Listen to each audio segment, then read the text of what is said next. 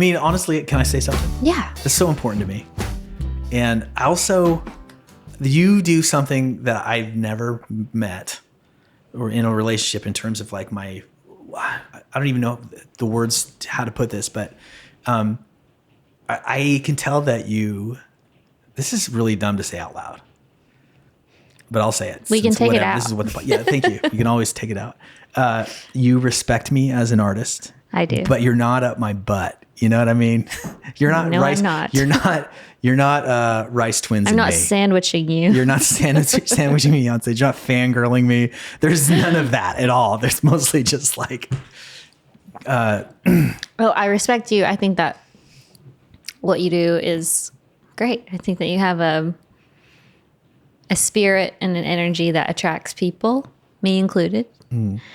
And it makes people hopeful, you know? I think that's why you're able to act and write and host a podcast and people respond to it. So I wanted to ask you this because it's in contrast to me. I always worry and always have worried about money and like, how am I going to pay the bills? Where's the next check going to come from? And with creativity, as you know, it's hard to be an artist and also not make money or bills a priority. And so through your time, like making your band and touring and moving to Nashville and all that, how do you put creativity first? Maybe this is for other people too. How do you put creativity first and not worry about paying the bills? Great question, Randa. And it's, now that we're fabulously wealthy, it just seems like a distant memory to try to figure this out, how to answer it. No, I think that part of it is extremely low overhead. That's what I did my whole career. And that was because it was very important to me to have a creative life. And to me, I equated that with freedom. I wanted maximum amount of freedom, even if I had to have a straight job, which I've done several different times in my career. But I would do, even in the context of having a straight job, I would just gravitate toward the most menial jobs. Like I just would not devote my brain power to something that would like make me more money. For instance, like the valet parking job was ideal for me because I could sit on the curb and daydream all day.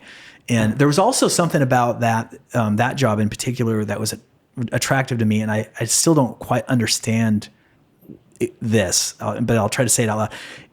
Is that job you were paid in dollar bills basically at a time, sometimes a 5, once in a while a 20. Valet parking. And at the end of the shift, you divvy it up between everybody and then you go home with a stack of cash.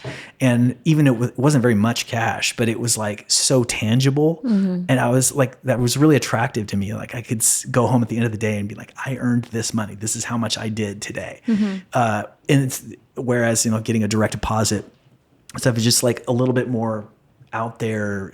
I just couldn't, there's something very tactile about that kind of thing. And then, so when I started touring again, that happened after I moved to Nashville and was so poor and had no job. And that's why I had to get this job. But then after about 3 years, things started picking up again. I won a few song contests, and that made it so I could tour like the house concert scene in like Texas and all over the country. Which is so cool, by the way. You've gone, you're my ride or die on the house concert scene. I had never been introduced to the house concert scene prior to you. Yeah, it's a whole thing. It's a whole thing. There's a whole circuit. There's a whole circuit. Anyway, sorry, we can get into that later. Yeah. But I got to do... What advice? Oh, yeah, totally. Thank you. What advice do you have for people who want to put their creativity first? And don't get anybody pregnant, first of all. I'm serious. Like, this is for... I mean, like when you're young, because if... I realize that we have a baby women now. that are artists. So also don't women don't get other women pregnant. I think that having few responsibilities is key. I mean, this is like a no-brainer, obviously.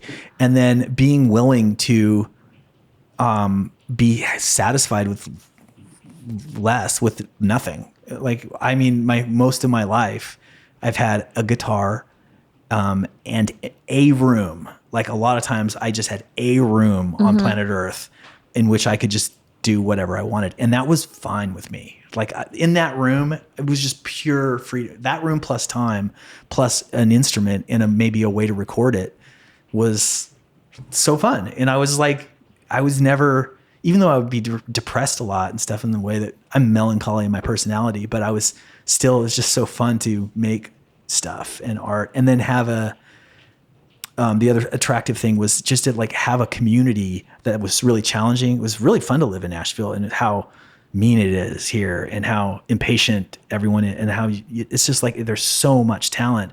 I enjoyed that, and even though I don't think I fit in the Nashville scene very much, you know this. All my friends are kind of like fringy people who are kind of doing it their own way. But that was one of the things you learn when you come to a place like this, is you're like, how do I fit? Or if I don't fit, what is my way? You have to learn, or else you go back home. And a lot of people do.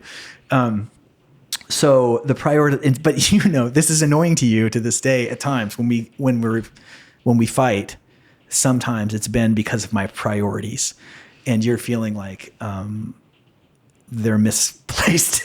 I don't think that's true. No, I don't think misplaced is. I was trying to be funny. I never judge your priorities, but I know that I tend to, like when we were first married, we had like a fight around bills and stuff, and you were just kind of mad because you just felt like you had to take care of all the bills, like you had to, like, even if I was contributing, just the administrative side of like actually paying the bills.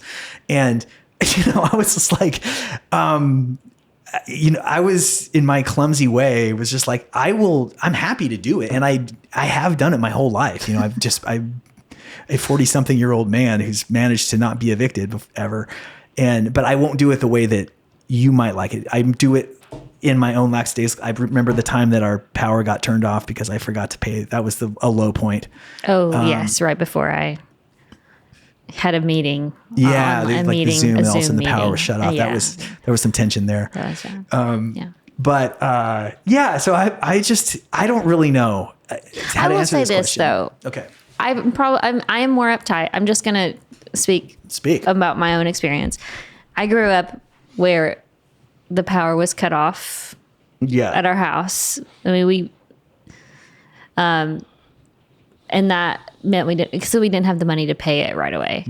And so that, I think I connect that experience in particular, the power being shut off because you didn't pay the bill, to the trigger, yes, to like childhood memories. But anyway.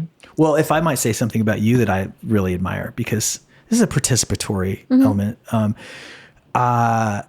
And it's connected to that. I realized that you had a much harder childhood than I did. We didn't have like money, but we were never, the power wasn't getting shut off. Dad was like putting money away all the time, and he was fiscally conservative. And so I never felt afraid in that way like you did. And you had a lot more instability in your upbringing.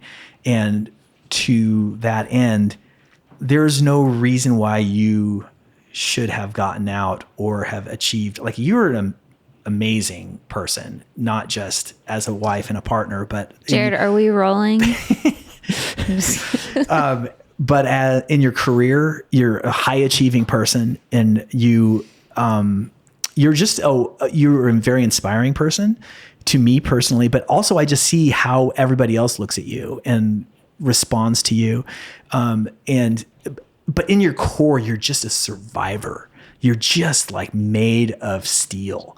And I am like, I want that. Like, that was really attractive to me in like a mating partner sort of thing. I like wanted my kids to have my wife's like steel spine, like her pluck, her like never going to give up, her never make excuses, her be the first one in and the last one out, be the smartest person in the room, the hottest person in the room, obviously. So that was like, but here's the other thing that you do that I just could not do in a million years. And this was when I was really like, I fucking love this girl. I want to be around this girl. Is that you're so bossy, but you do this thing, and it's like a weird magical thing where you just tell people what to do and they just do it. But hold on a second. And this story that I point to is when we were in acting class during the pandemic, they were just kind of like, William, you just fired it up, and so it was like we're all spaced out together.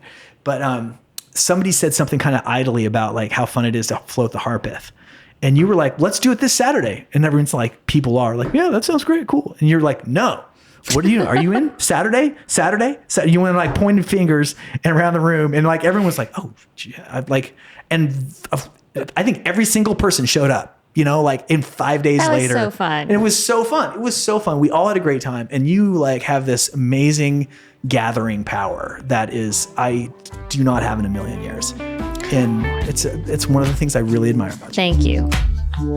Hey, thanks for watching. Go ahead and click here to like and subscribe. You can click right there to watch another video, or click here to watch a playlist featuring songs of the Morse Code Podcast. Okay, thank you very much.